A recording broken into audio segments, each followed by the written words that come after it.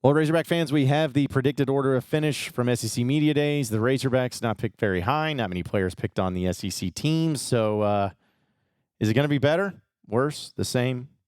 Let's talk about it on today's Locked On Razorbacks podcast.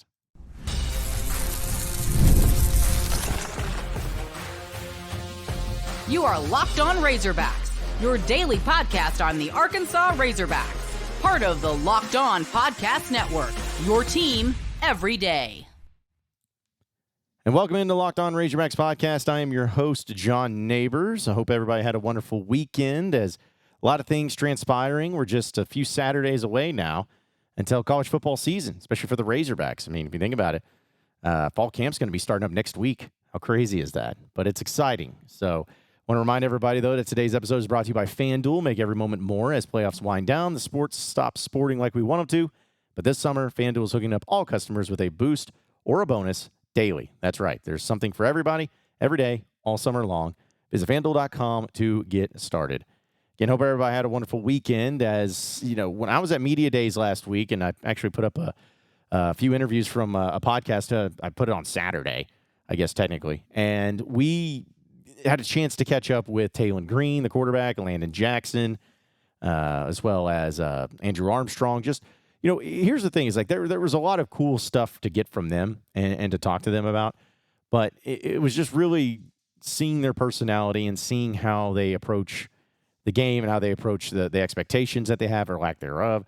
I think it was in really good shape, and I think it was in a really good humor and good vibes. But it was officially announced, though, that Arkansas, in the first year where you've had 16 teams now in the SEC, Arkansas was predicted to finish 14th. 14th. Now, if you want to look at it maybe in a more complimentary thing, if Texas and Oklahoma weren't in the conference, Arkansas would be picked to finish 12th, I guess. There's no divisions now, so they can't even really maneuver that. But if there were still divisions, at least Arkansas wouldn't have been picked to finish last because Mississippi State is above them or below them. In fact, Mississippi State and Vanderbilt, the only two teams that are officially below Arkansas. And honestly, South Carolina, the team that's picked to finish above Arkansas, it's not really that close as far as the numbers go. Arkansas had 749 compared to South Carolina's 923. But to just kind of go through it all, I mean, Georgia was picked to finish first, and then Texas, and then Alabama, then Ole Miss, then LSU, then Missouri, then Tennessee, Oklahoma, Texas A&M, Auburn, Kentucky, Florida, South Carolina, and then Arkansas. You know, I'm not tooting my own horn. Yeah, that's what it is. I'm not tooting my own horn. I'm not bragging about it. I'm saying like, oh, I told you so. But if you've been listening to this podcast, you will know, and you probably remember that I said that this team was going to be picked to finish 14th. I said at best. And that's exactly what ended up happening. A lot of people that I talked to down at SEC Media Days didn't have a whole lot of belief in Arkansas, just to be honest. And again, why would you? I mean, what is it really that you could see that would give you hope? And saying like, oh yeah, this will be fine. Totally fine. Well, it ended up being even more so, if you really want to dive into it, thinking about the team, the amount of players that were picked in the all-SEC team for Arkansas. One. There was one player. Of three teams, mind you. The all-SEC has three teams. The first team, second team, and third team. Arkansas had one player. It was Landon Jackson, the defensive lineman. He was picked on the second team. And that's it. So not only are you picked to finish 14th overall in the SEC, but you have one preseason all-SEC player. I am not going to be the type that goes back and looks at all the preseason all-SEC players from the past 10 to 15 years. That would take way too much work, and it's not worth it. But I will say the SEC media gets it wrong all the time. Yes, I'm including me in that. I actually picked Arkansas to finish 9th in the SEC. Probably call me a homer and start yelling at me and everything, but I did. I don't care. But I'd have a hard time thinking back to a year where Arkansas had less accolades or less preseason hype, less preseason awards, whatever you want to call it, than what they do this year. I mean, you're basically a bottom dweller right now. That's what people think about you. They think that you're going to be so bad this year that the only teams that you're above is Vanderbilt, which everybody's always above Vanderbilt, and Mississippi State. And the only reason they have you above Mississippi State is because Jeff Lebby is the first-year coach.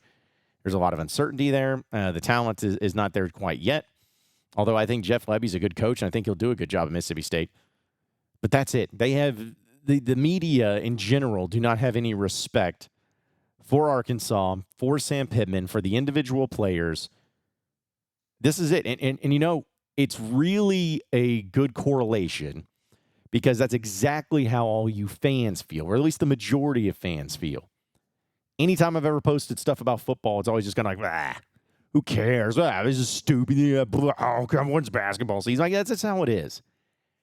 And it is such a weird thing. I was talking to my brother about this the other day, and he was kind of saying, like, I can't remember a time I've been less excited about football.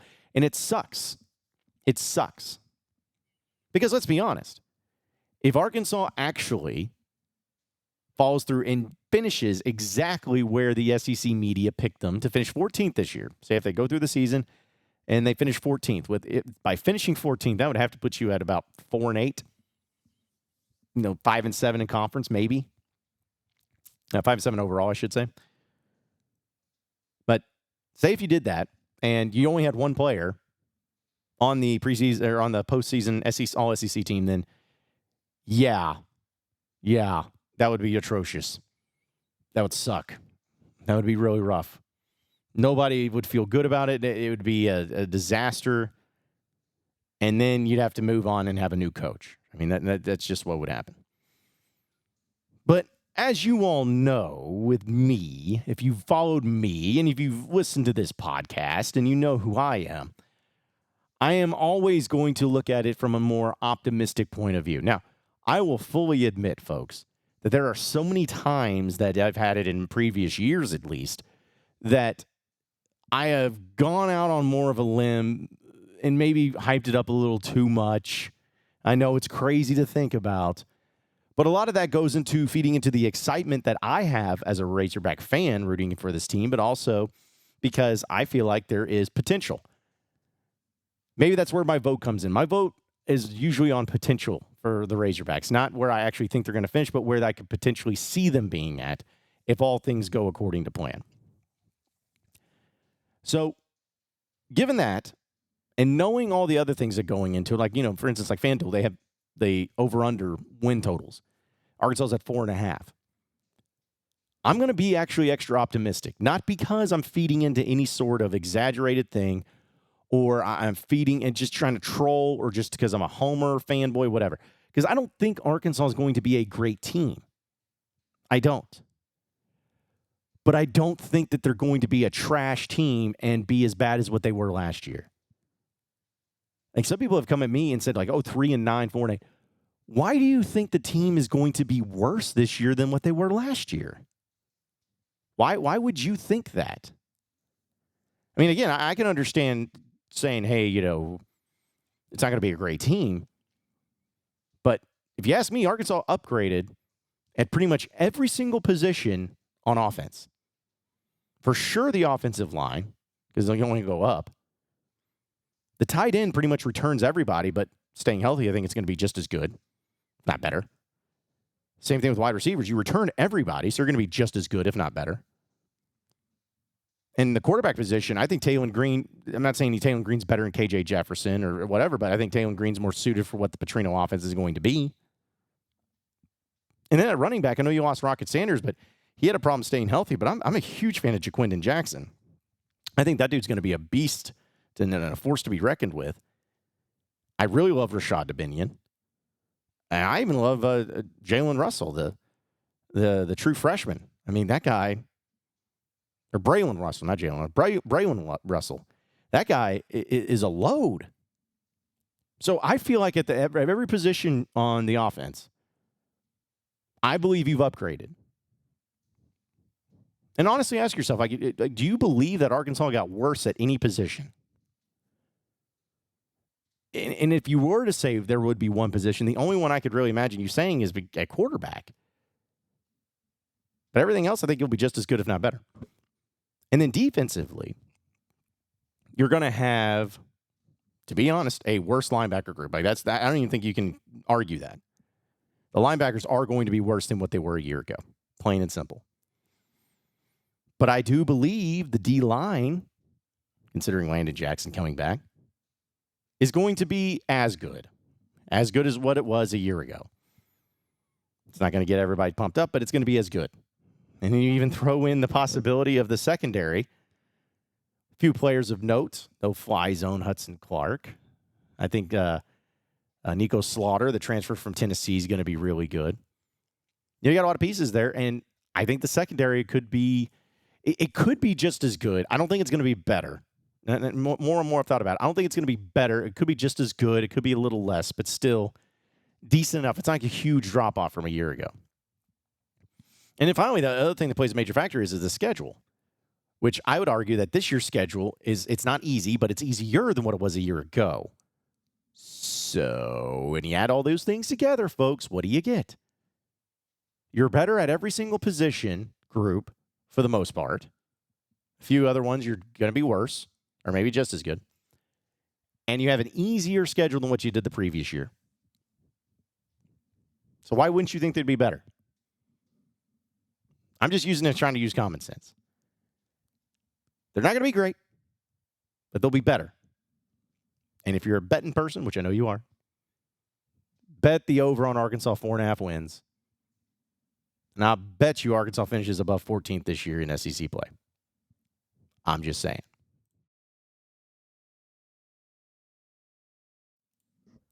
All right, I want to remind everybody that we are brought to you by FanDuel. I love sports just as much as anybody, and I love them so much I never want them to stop.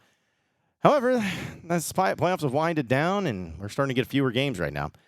And the sports just aren't sportsing like we all want them to. But FanDuel lets me keep the sports going whenever I want. All I have to do is open up the app and dream up any bets whenever I'm in the mood. And this summer, FanDuel is hooking up all customers with the boost and a bonus daily. That's right. There's something for everybody, every day, all summer long. And this summer, FanDuel is hooking up all customers with a boost or a bonus daily. That's right. There's something for everyone, every day, all summer long. You got to check it out, folks. It's the greatest thing ever. So just head over to FanDuel.com and start making the most out of your summer. FanDuel, the official sports betting partner of Major League Baseball.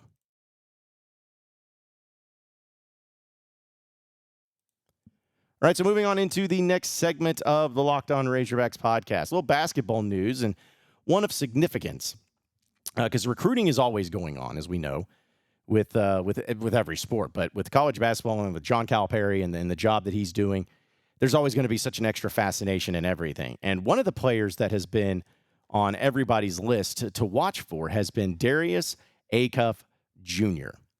Now, for those of you who may not know Darius Acuff Jr., he's a point guard. He's 6'3", he's 180 pounds. He's out of IMG Academy, and he's the class of 2025. He's not a transfer portal player. He's going to be a player coming out of high school. And you're probably like, okay, so is he pretty good? I'd say so, because he is a bona fide 5-star player. He is the number one point guard in the entire country. He's the number one point guard, and he's the number 4 player nationally. So to say that this player is pretty good would be an understatement. He has a scholarship anywhere he wants to go in the world, like anywhere he wants to go. And Arkansas has been hot and heavy. Well, what was interesting is that he limited his final 4 schools a few weeks ago, essentially to where it was going to be between Arkansas, Kansas, Michigan, and UConn.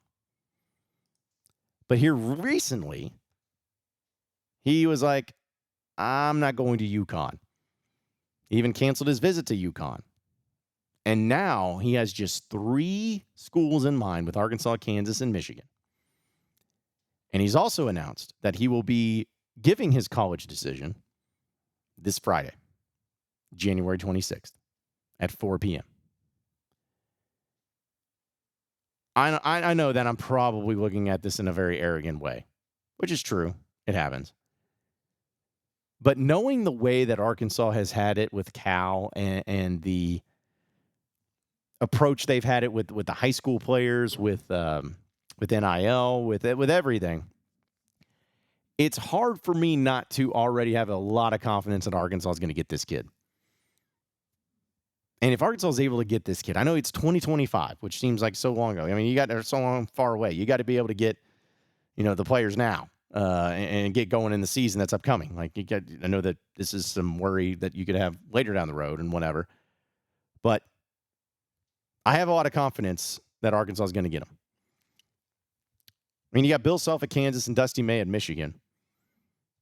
And that's nothing against those coaches. I mean, Bill Self's great. He's 2 national championships, one of the best coaches in the country. Dusty May is definitely the up-and-comer guy, and I think him being at Michigan could really work out. I mean, I think he has all the makings to be really good there. But, man, if you're a high school player and getting into the next level, Cal's the guy. Like, Cal's proven time and time again that there's nobody that does better with one-and-dones when it comes to getting them ready for the next level and for the league than him. You know, the numbers speak for themselves. But the director of scouting for 24/7 Sports, Adam Finkelstein, had this to say about Darius Acuff. He says, Acuff is the most dominant and dynamic lead guard in the class who plays with an outward confidence. He controls the offensive end on the floor with the ball in his hands and has a variety of versatile skills at his disposal. Firstly, he's cut up and powerful with long arms where he has a plus 4.5-inch wingspan. So he drops his body into attack. He can absorb contact without getting pushed off his line, whether that be in the open floor or in the half court. That also contributes to his ability to dictate his own pace and avoid getting sped up. He's got a good early feel for how to play pick and roll, which I love that, by the way. And he loves to both change his angle right before reaching the screen and also split defenders when he's coming off. He'll attack hard in the open floor and really get downhill with his increasing power and sheer force.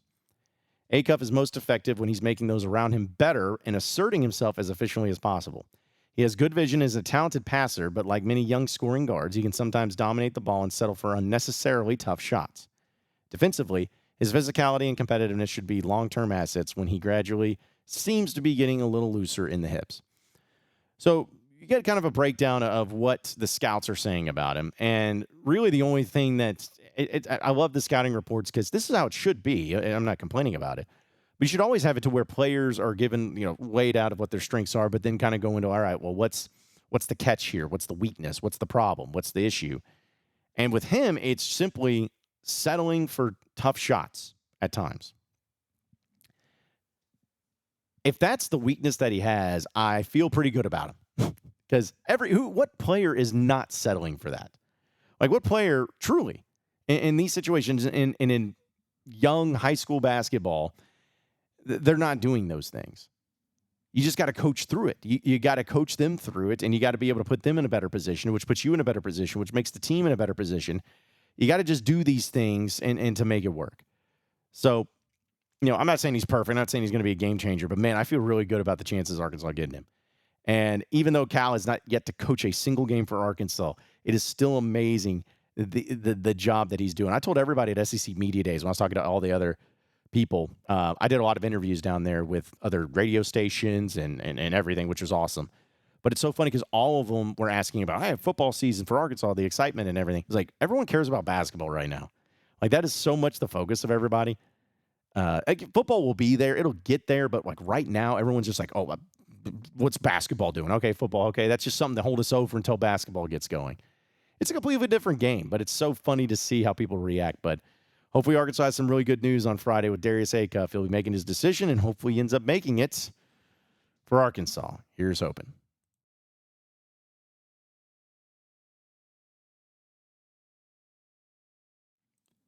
All right, so final segment here on the Locked On Razorbacks podcast. All right, so when SEC Media Days went down last week, it's just, first off, it's not the same, man. It's not what it used to be. It's a media event that I enjoy going to because it's good to talk with the coaches, talk with the players, and really network and meet a lot of media people from around the SEC region. People who are very successful and get an idea of like what they think and what they have going on, and they see things that they do that work, and so you could use them over here for you. Like there's just a lot of things about them that it's really cool. Nobody really talks trash. Like I remember years ago, Steve Spurrier called a talking season, and he'd get up there and he'd just riff. Les Miles was up there as LSU coach, and he'd just say weird things all the time. And then you had the Brett Bielema, the Gus Malzahn kind of back and forth saga that was happening. And, then you also had drama with Dan Mullen having to suspend one of his players in the beginning for getting in a fight, and then he's showing off his shoes. Then you got Nick Saban yelling at Feinbaum off the set. Like there was just always this drama surrounding it, but just gone. I mean, there was no drama. There was nothing. However, I did want to give a show of appreciation that I did have a particular coach give me a shout-out on that SEC podcast. And it was a pretty good one. It was a pretty good one, to say the least. In fact, I have a little video of it. Here's everyone's favorite coach here in Arkansas, Eli Drinkwitz, giving me a nice little shout-out. I mean, you would have thought after some of the stupid comments I've made, Tennessee was a rivalry with Missouri. So, look, it's fun. It's what makes the SEC so fun and unique. I see what you tried to do there with baiting me about that Arkansas, but I'm not falling for it. I'm not falling for that John Nabors conversation, okay? Because the reality of it is I appreciate the University of Arkansas. I appreciate the rivalry that we're creating there. We need that at the University of Missouri for us to continue to ascend. I've always felt like that if you don't have rivalries. I am just still, to this day, I will never understand this thing. I will never understand the whole thing with Missouri and football. And because I went on that podcast a year ago at SEC Media Days, and I said what I said, and I'm standing by it because it was not wrong. Listen, I give predictions that are wrong all the time. I say things, I have opinions that people disagree with and everything, and if I'm wrong, and I own it every single time. I mean, last year's Arkansas Razorback football team, I was wrong. I was completely wrong about it. Like, it happens. But this is one I'm not going to back off on. I have never seen a thing made of me and my opinion on that last year for something that's very common in sports. And just to reiterate, folks, if you didn't hear it, I'll say it again, and I'm going to stand by it. Last year, heading into the season, I was asked about the Arkansas-Missouri game. And what I was saying about Arkansas-Missouri is that it's a game Arkansas fans hate, and it's been really frustrating for them because they have felt like, more often than not, they've been the better team going into that game.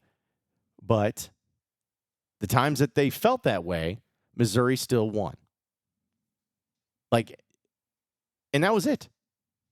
I didn't say that Missouri was a lesser program than Arkansas. I didn't say that that Missouri didn't deserve to win those games. It's just that's what happens in sports. You see it all the time. How many times have we? And I go back to even last year, the point I continue to make.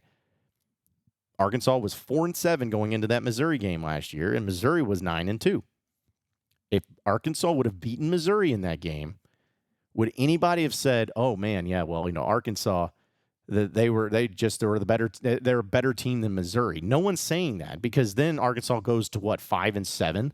And then Missouri drops to 9-3. Is anybody saying that, like, oh, yeah, well, no. And then when Missouri fans be really pissed off because they lost that game to a team they should have beaten, that they felt like they were better than? That's all I'm saying. And I don't understand. Like, I appreciate it because it's just giving me shout outs, and then they're like, I hate using the whole thing like living rent free in their heads, but that's what it feels like. That's truly what it feels like. I just feel like I'm the crazy person over here where I'm like, of all things that people have said, to take that and to make that into like their motivation and everything is just hilarious to me. So, anyways, they're predicted to have a great season. Let's see if old Drink can find a way to do it. But, it is Missouri after all. We'll see if they actually find a way. Appreciate everybody listening in and watching into Locked On Razorbacks podcast. Be sure to like and subscribe to the podcast on iTunes or on Google Play. You can also get after me on Twitter at John Nabors Show for any questions, comments, concerns that you may have, and we'll keep it going from there. Same podcast time, same podcast channel. Tomorrow afternoon. Have a great day, everybody. We'll see you then.